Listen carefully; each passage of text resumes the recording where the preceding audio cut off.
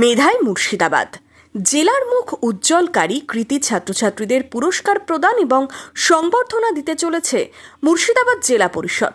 এবছর মাধ্যমিক উচ্চ মাধ্যমিক হাই মাদ্রাসা আলেম ও ফাজিলে জেলার প্রথম দ্বিতীয় তৃতীয় স্থানাধিকারীদের সংবর্ধনা জানানো হবে।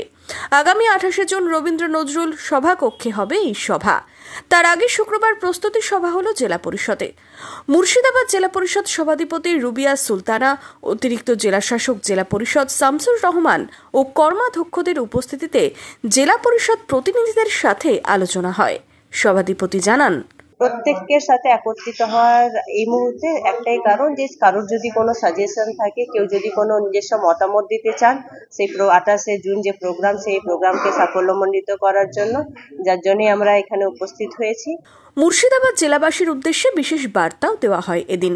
তো আমরা চাই আমাদের মুর্শিদাবাদবাসীকে একটা বার্তা দিতে, যে ছেলে মেয়েদের পাশে যদি গার্জেনরা এবং শিক্ষক শিক্ষিকারা সঠিকভাবে পাশে থাকেন এবং একটু যদি গাইড করেন, তাহলে আমার মনে হয় যে আমাদের ছেলে মেয়েরা আগামী দিনে অনেক দূর পর্যন্ত এগিয়ে যাবে এবং তাদের যে শিক্ষার সাথে তাদের মনের মধ্যে যে উদিত চিন্তাধারা, সেই চিন্তাধারার প্রগতি ঘটবে।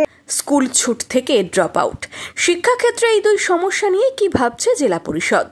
স্কুল ছুট ড্রপ আউটস নিয়েও আমরা মিটিং করেছি জেলা পরিষদ। সেখানে সমস্ত জেলার প্রথিত যথা স্কুল এবং জেলার আমাদের যারা শিক্ষাবিদ তাদেরকে নিয়েও আমরা মিটিং করেছি। সেও একটা দীর্ঘ আলোচনা ছিল।